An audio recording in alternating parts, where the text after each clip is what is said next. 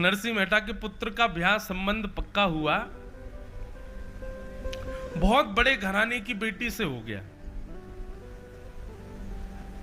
अब बेटी के रिश्तेदारों ने आकर के जब उनके पिता से कहा कि अरे तुमने किससे अपने बेटी का ब्याह कर, नरसिंह मेहता के बेटा। अरे नरसिंह मेहता के यहाँ 3-3 दिन तक भोजन नहीं बनता है और तुम अपनी बेटी ब्याह रहे हो वहां पे। अब बेटी का पिता बोला अब क्या करें, अब तो ब्याह पक्का हो गया।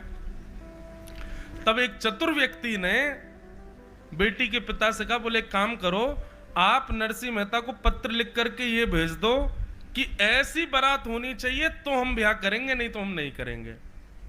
बोले क्या लिखें? बोले उसमें 10 हाथी लिख दो, इतने घोड़े लिख दो, इतने बैंड बाजे लिख दो, इतने बाराती लिख दो, इतने घराती लिख दो, आदि आदि सब बातें लिखते चले जाओ। इतना महंगा बारात का रूपरेखा बना करके भेजो कि नरसिंह मेहता खुद ही मना कर दे कि मैं ब्याह नहीं कर पाऊंगा। और उस चतुर व्यक्ति ने पूरा पत्र लिखवाया, इतने हाथी, इतने घोड़े, इतने ऊंट, इतने बैंड बाजे, इतने नगाड़े वाले, इतने ये, और ये भी लिखा कि हर बाराती के गले में नवलखा का हार होना चाहिए।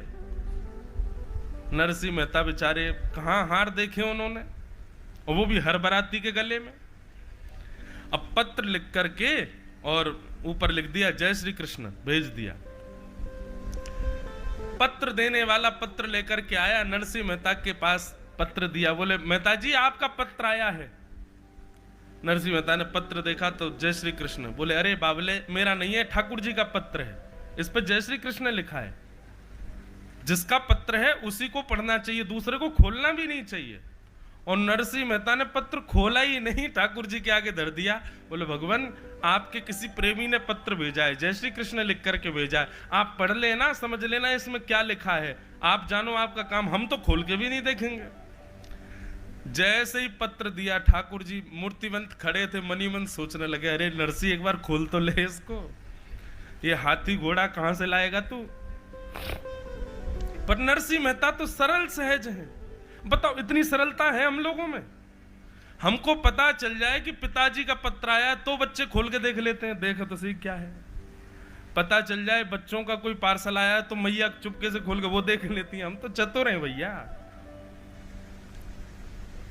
अच्छा हमारे लाल जी के पत्र आते हैं कई बार हमारे पास, कई लोग आते हैं कथा में, कई वैष्णव आते हैं, कई बालक आते हैं, वो मंच पर कभी आते हैं कभी, महाराज जी लाल जी का पत्र है।